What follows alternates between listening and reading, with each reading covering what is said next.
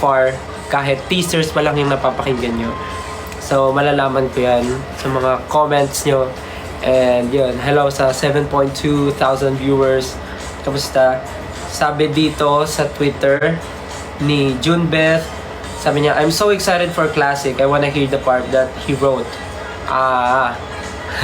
Yes, may sinulat po akong lyrics doon sa Classic. Kasi originally, well, yung Classic kasi, the song is from Max. If you're familiar with Max, the artist na nakasama namin last time, siya yung kumanta ng Let's Get Married in Vegas. Siya. And then after nung nag-meet kami, parang nagkaroon nga siya ng interest of giving me a song, and then Classic nga yung binigay niya sa akin. Tapos it's a full English song. Pero na-feel ko lang na parang cute din siya malagyan ng Tagalog. Kasi meron akong naisip na idea for future purposes na pwedeng mangyari dun sa song. So, kaya ginawan ko siya ng Tagalog na verse. Yun. So, malalaman nyo pag narinig nyo na. Kaya excited din ako for Classic. Ano pa favorite nyo bukod sa Classic? Hindi ko masabi. Hindi ko masabi naman. It was written by the one and only Maestro, Mr. C, Mr. Ryan Cayabyab. Super excited din ako na marinig niyo yung song kasi it's a different feeling. It's a different feeling from Anino. Kasi yung Anino, alam ko naman na napakinggan nyo na kasi na-perform ko na rin siya sa mga shows namin, sa concert na SB19 and sa concert namin ni Julie. So, I'm sure you have idea na sa Anino, but yeah. Are you guys excited for the EP? Yes. Same. Ako din. Oo nga pala. May ibang, may ibang countries na kinig na sila ng song kasi it's already,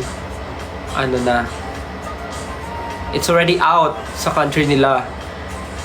Kaya, okay. Shh lang muna.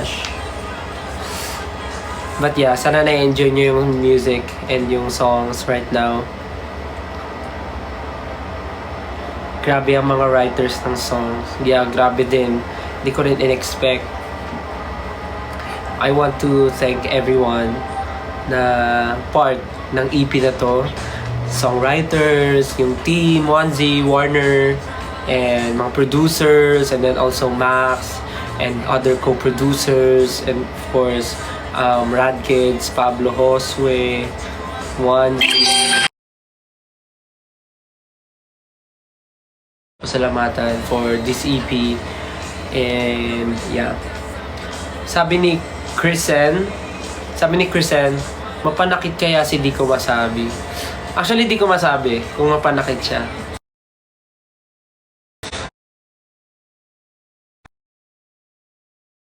Malalaman natin mamaya kung mapanakit talaga si Di Ko Masabi. Let's see mamaya. So, keep your comments or tweets coming by using, the hashtag. May hashtag ba? No one's leaving? Yeah, no one leaving. And you can ask questions here sa TikTok. And also you can post questions on X. Yeah, nagbabasa kami dito ngayon ng mga tweets nyo. Yeah. Sabi ni E-Berry, waiting sa Anino, gusto ko lang humiga sa kama, tumulala, makinig sa Anino maghapon habang umiiyak. Grabe naman yung maghapon umiiyak, baka naman ka nun, maubusan ka ng tubig sa katawan. Naman, pwede lang pakinggan. Iyak ka lang one time, tapos after noon, pakinggan mo na yung ibang songs na upbeat, yung Room, yung Strip, yung Classic. Huwag kang buong araw iiyak. Hello po sa 8.1 viewers. Hi guys. How are you guys? So, sa mga bagong pasok po, kaya ako nag-live kasi meron po akong EP drop mamayang 12 midnight. So, inaabangan po namin sama-sama. If you have time, you can check my Spotify artist account. Just search for Stel. Yeah.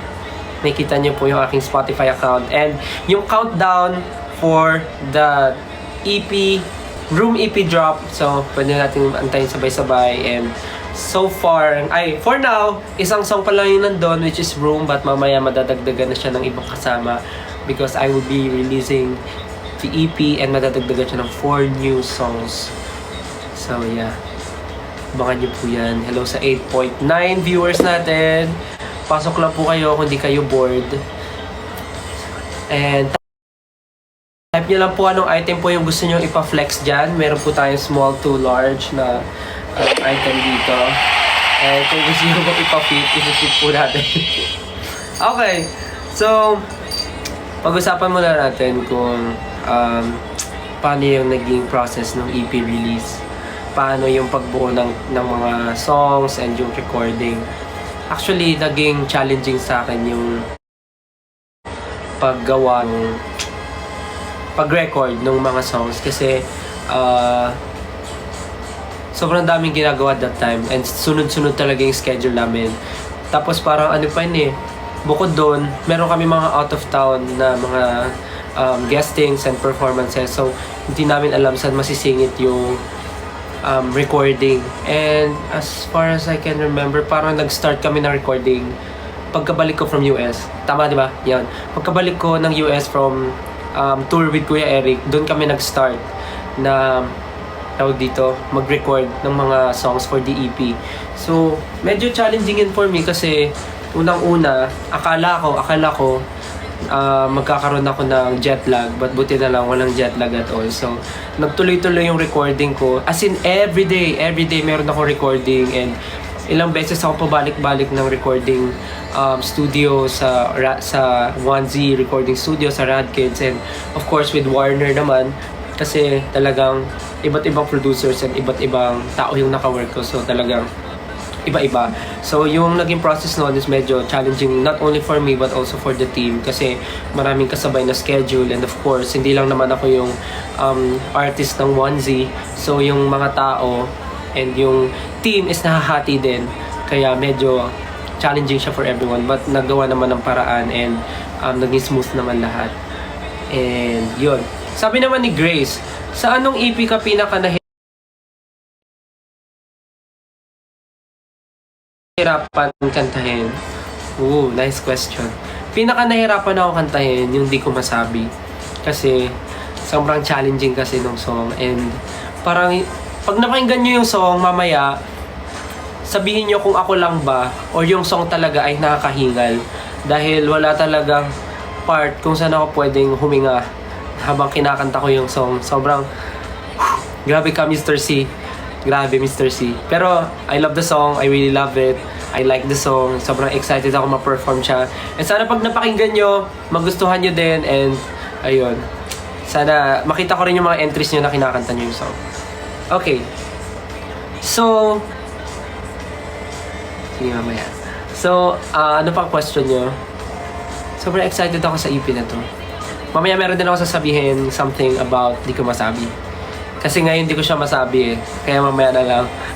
So, with Anino naman, alam ko napapansin ng iba, like yung pinerform ko sa pagtatag finale and yung pinerform ko sa concert namin ni Julie is different arrangement sa narinig nyo.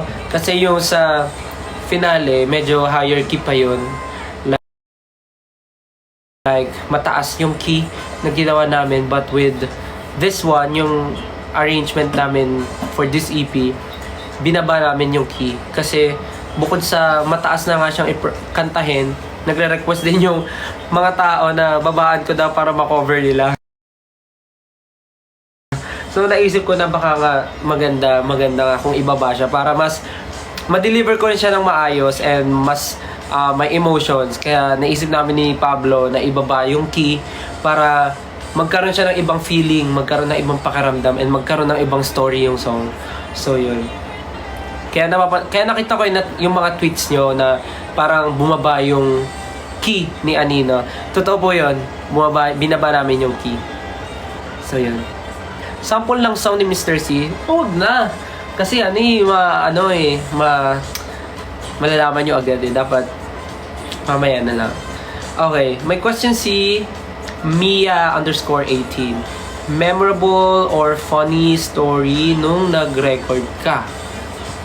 Alam mo yung pinaka-challenge sa akin during recording ng buong EP, nagkakasakit ako. Like,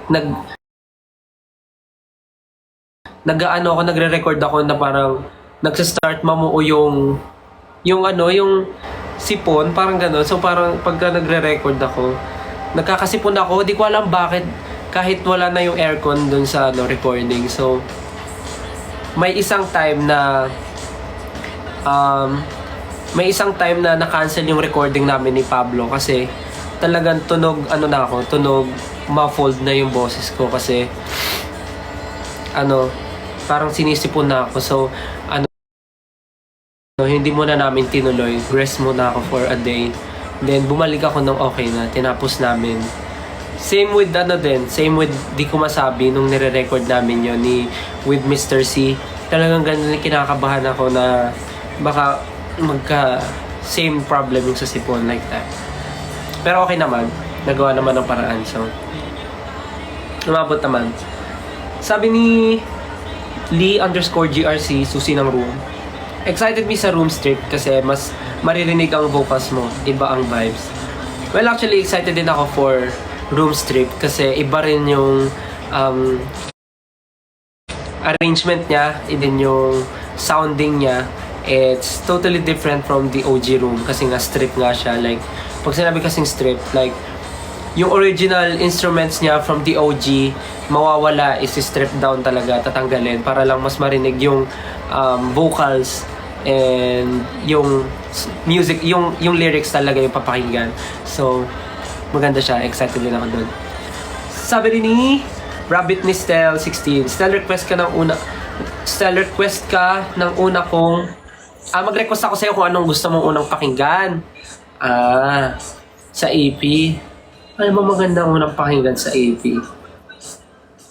Lahat kasi maganda pakinggan eh. Sundin mo yung kung paano siya naka-arrange dun sa EP yung 5 songs. Pakinggan mo siya ng sunod-sunod. Kasi, I guess, kaya ganun din yung arrangement niya kasi, may message. Hindi, tama ba? Tawag doon? Mas, yung feelings mo, hindi siya yung malungkot, masaya, malungkot. Parang basta, makinig ka sa akin, maniwala ka sa akin, trust me. Sundin mo yung arrangement ng songs doon sa EP para mag-gets mo yung sinasabi ko. Okay? I know you guys are excited. Ako din naman. So, inaantay natin yung 12. Okay, sabi ni Sheila, ano yung songs sa EP na may MV? Good question. Ayoko lang magsalita ng sobra-sobra dahil baka paggalitan ako dito. But yeah, yung sinasabi ko about Di Ko Masabi is, actually si Di Ko Masabi, merong music video. Yun, merong music video si Di Ko Masabi. At, syempre excited kayo malaman kung kailan ipopost yung MV. Pero sabihin ko muna, well, with Di Ko Masabi, super excited ako kasi parang, nagkaroon kami ng idea na gumawa ng music video kasi nga maganda yung song. Well, lahat naman maganda. And so for now, sasabihin ko, si Di Ko Masabi lang muna yung may music video. Kasi for now, quote unquote, for now, si Di Ko Masabi lang muna yung may music video. Kasi super excited kami sa music video na nagawa namin for Di Ko Masabi. And I'm sure, excited din kayo for Di Ko Masabi. Bukod sa mapakinggan siya, excited din kayo dun sa story na nagawa namin for the music video. So, tama po yung narinig nyo, Di Ko Masabi ay may music video at ipopost po namin ito sa August 17, 7pm. August 17, 7pm, i-release po namin yung Di Ko Masabi music video. So yeah, super exciting. And yeah, yung music video na yon, kasi diba nakita niyo yung concept photos yesterday nung nasa playground. Actually yun na yung sinut namin yung music video. And excited lang ako kasi maganda yung story, maganda yung basta, saya. Nung shoot namin, sobrang smooth lang. Sobrang ganda, sobrang saya. Hindi kami nag-expect ng anything dun sa music video. Pero nung nakita namin yung mga shots, nung nakita namin kung paano namin na-execute, grabe, super exciting. Super exciting! Ang saya. So, sana ma-excite kayo. Mukhang friend zone. Let's see. Tingnan natin kung friend zone ba talaga ang mangyayari sa music video. Di ko masabi, but di ko masabi. So, yeah. Sana abangan nyo po sa August 17 yung music video na di ko masabi. Ano pang mga questions nyo?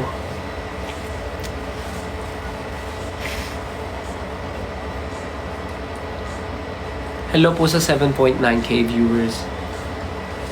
Kuya Stel, sabi ni LOML ni Ja. Ano yun? Love of my life. Love of my life ni Ja. Sabi ni Love of my life ni Ja. Kuya Stel, ano naman pinakamadali sa'yo kantahin? Pinakamadali? Instrumental. Siguro yung pinakamadali, yung pinaka feel good na song for me na perform lang siguro, yung classic. Kasi iba yung feeling niya. Naku, pag narinig niyo yung classic, magiging favorite niyo rin talaga.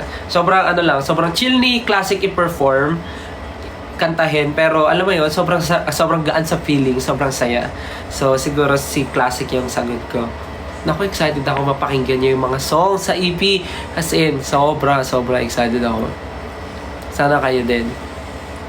Sabi ni Thea ni Olbab, is there a particular song on the album that has a special meaning to you?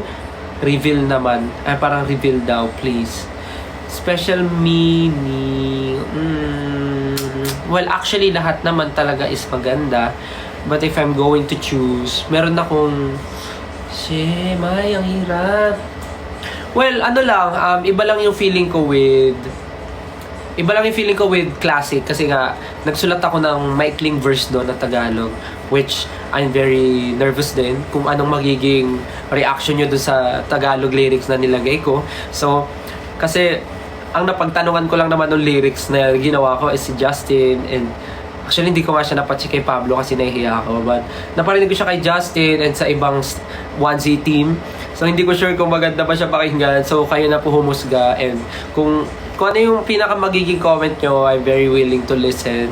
Kasi ako wala talaga akong any background when it comes to music making or songwriting. So, naglakas loob lang ako magsulat. So, kung meron kayong mako-comment or kung meron kayong constructive comment about the way I write the lyric on the verse, feel free to comment or to tweet or just tag me, gano'n. Babasahin ko po, and okay lang sa akin kahit ano pa. Basta super excited and kinakabahan ako dun sa lyrics na nilagay ko dun sa second verse ng classic. I just felt na gano'n lang yung dapat kong ilagay. Just yun yung na-feel ko, but yeah. My physical album ba and merch for Room EP? Yan kayo, excited kayo when it comes to merch. Well, pinaplano naman lahat kasi parang for me, maganda rin naman na may merch para may isang bagay or may something na maaalala ng fans ng 18 na super memorable to for me. It's a milestone for me na nag-release ako ng first EP, and syempre magandang may parang memorabilia, parang gano'n. So, magandang may merch. Yeah. Hello po, sana okay lang kayo. Huwag niyo napansinin kung medyo nangungungo ako ngayon kasi actually, kakagaling ko lang din sa sakit because after nung concert namin ni Julie, parang biglang doon ako nagkasakit. But I'm okay na. I'm doing great. So next is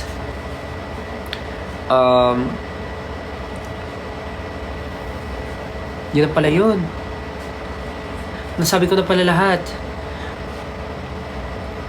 Oh yeah, magkakaroon din pala ako na, of course, sa pag-release ng EP, magkakaroon din ako ng nationwide tour. So, pupunta po ako sa Davao, Cebu. Tama ba? Cagayan de Oro? Tama? Pupunta ako ng Davao, Cebu, Cagayan de Oro, and Taguig. So, 4 shows yon. That's every Saturday of the month. This August. So, every Saturday may show ako to promote the EP, Room EP. So, see you everyone sa Room Tour sa Davao on August 3. Sa Cebu naman on August 10. And sa CDO naman on August 17, nakasabay ng release ng music video na Di Ko Masabi. And last po, sa Taguig on August 24. Lahat ng Ayala Malls. Tama. So, yun. Magkita-kita po tayo if you're not busy. Yeah. So, pupunta po ako doon to promote the EP, of course, to perform the songs and para makipag-bonding sa inyo, makipagkwentuhan. So, yun. And let's see kung meron pang mga next ganaps after that. Kasi parang ang daming nangyayari lately. So, yeah. Yun yung mangyayari sa nationwide tour. Sana makita ko po kayo.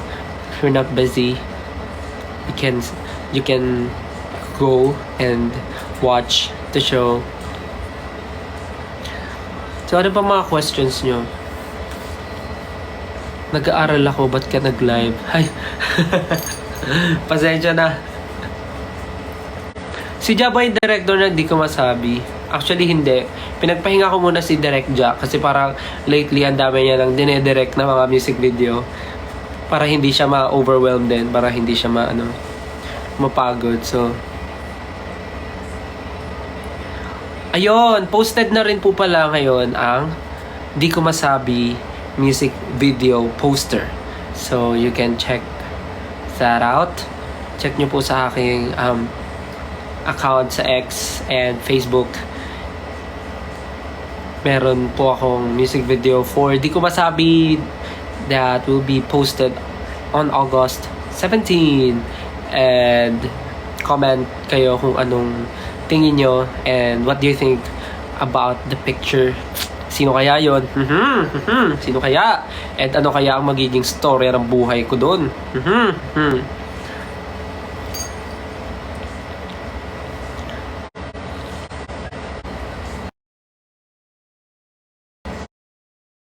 Sabi ni Madam Stella, pinili ka ba sa Di Ko Masabi MV, Stel?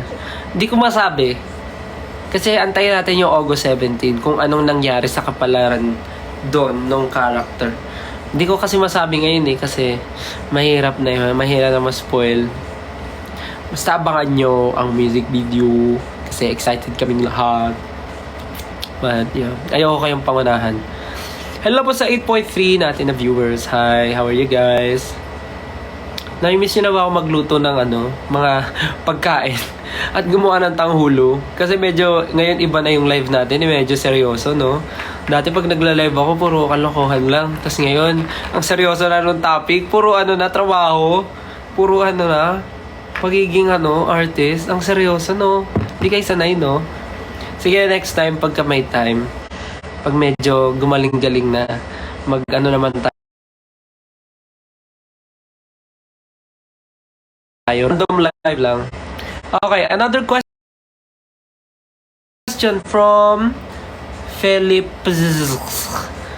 Tay, sino naging inspiration mo while creating this EP? Naging inspiration? Ang hirap naman sagutin dun. Kasi ever since naman, nung nag-start ako as SB19, ang naging inspiration naman talaga is, of course, my family, my friends, myself. But now, syempre kasama na kayo sa picture kasi kayo naman talaga yung sumusupport sa amin all the way. Kayo sumusupport sa amin on everything that we do. So parang syempre, naging kayo na rin yung inspiration. Parang alam nyo na rin kasi yung parang benchmark ng mga bagay-bagay ngayon na lumalabas sa mga artist. And alam kong mahirap na rin kayong i-please. But of course, hindi naman dapat iniisip na maging people pleaser. But yeah, parang ano lang. Siyempre, kayo inspirasyon. Isa na kayo doon kasi gusto namin na paparamdam namin sa inyo na yung ginagawa namin is not only because para mapa-feel namin na may pinapatunayan kami, but also gusto namin kasama kayo sa kwento nung mga ginagawa namin. Like, mafe-feel nyo or matatouch kayo or may message kaming mapaparating na we know how you feel. Parang ganun. So, yun. Di kami sanay na di ka kumakain sa live. Okay, iinom na lang ako. Paano mo naalagaan boses mo sa daming ganap? Tulog is the key. Kailangan mo matulog, tsaka more fluids, water, gano'n. May cardio ba ang classic? Let's see. Sabi ni Yana,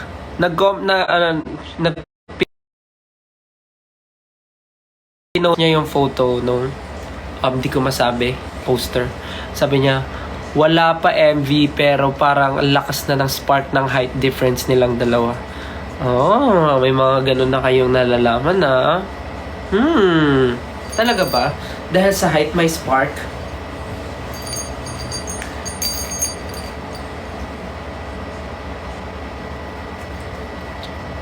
So, anong feeling nyo? Mag-comment ka kayo kung anong nafe-feel nyo dun sa music video. Anong hinala nyo? Anong hinala nyo sa music video?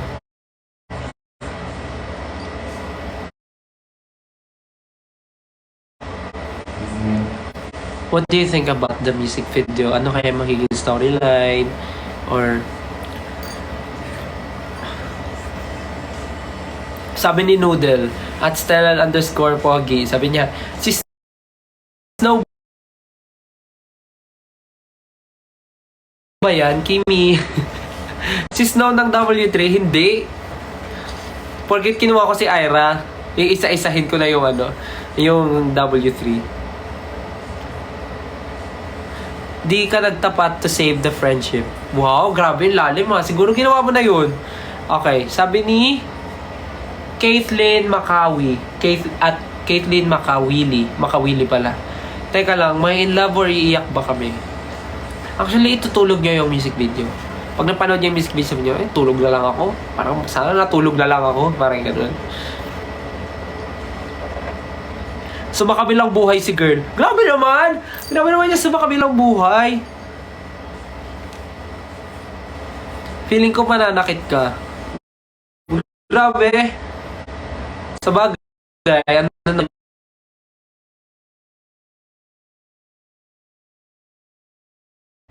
sa bagay, niya yun. Tingin niya naman, ba't ka naman kayo judge? Sabi ko nga,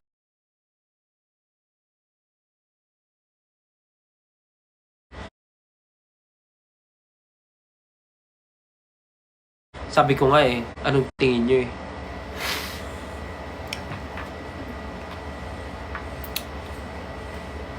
Anong song sa EP ang pinaka na-enjoy mo? Actually, lahat talaga. Sobra.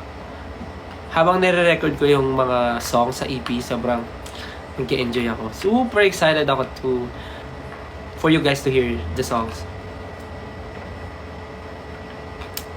Ano pang mga nila? Comments or tweets nila about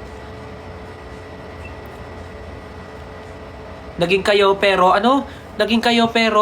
nawala. Feeling ko medyo torpe ka doon, tapos naunahan ka magtapat ng girl kasi feeling is mutual pala. Ay grabe, ang ganda rin nun ha, pwede yun. Ghosting ka doon kasi it's,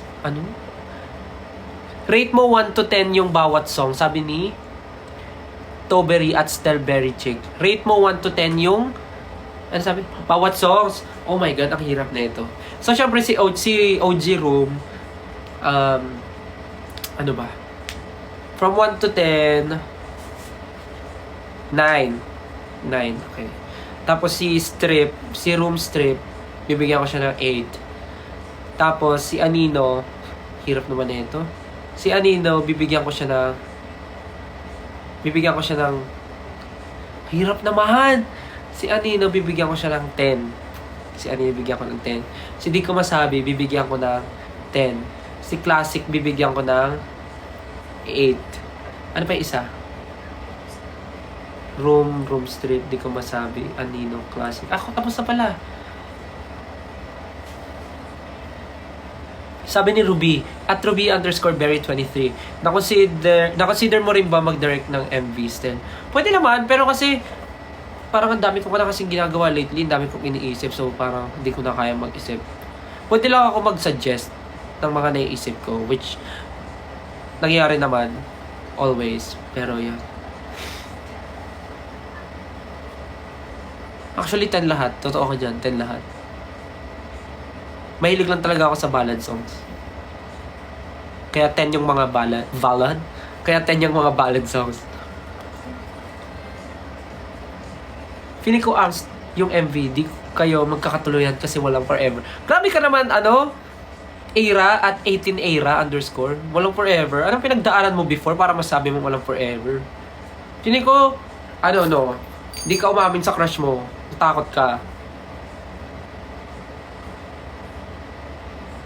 Wow, dami may gusto ng Anino Tsaka Di Ko Masabi. Mga Pinoy talaga mahilig sa ballad, no? Same ba ang story ng kaibigan at Hindi Ko Masabi? Hindi. Dapat iba, syempre. Ano yan? Sabi ni Aika Delphine, anong song sa EP yung gusto mong unang iparinig namin if introduce namin si Stel sa iba? Ooh. Feeling ko, pag gusto nyo akong iparinig sa iba, unahin nyo parinig yung mga ballad, Anino or Di Ko Masabi. Yun, yung dalawang yun, parinig nyo. Ito pa, may isa pa. Sabi ni Hazelnut at Hazel Joyce, Stel, di mo masabi, so si girl ang nagsabi. True? Pwede rin yun. Di Ko Masabi. Pwede rin yun. Si Ja ba nag-direct? Hindi pa. Pinagpahinga ko muna si Ja. Wow, kala mo naman talaga. Pinagpahinga muna si Ja. Feeling ko malaki age gap sa Di Ko Masabi. Grabe naman yun. Porket magkaiba lang yung height namin, magkaiba na rin yung age gap.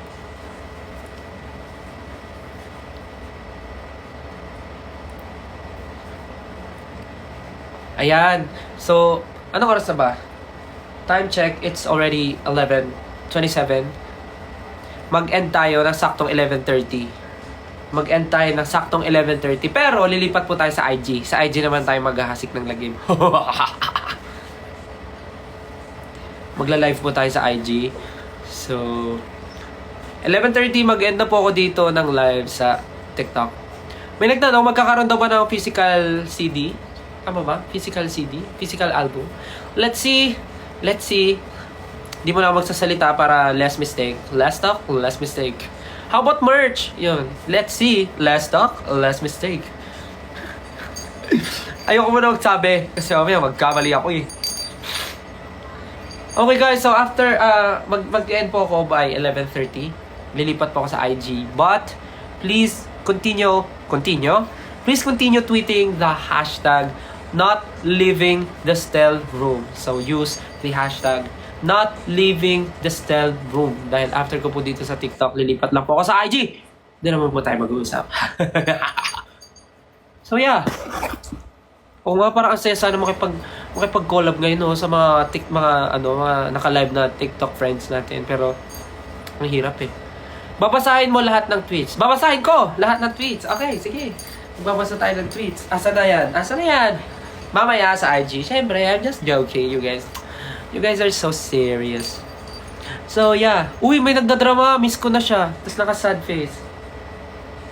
Watching from Germany. Hi.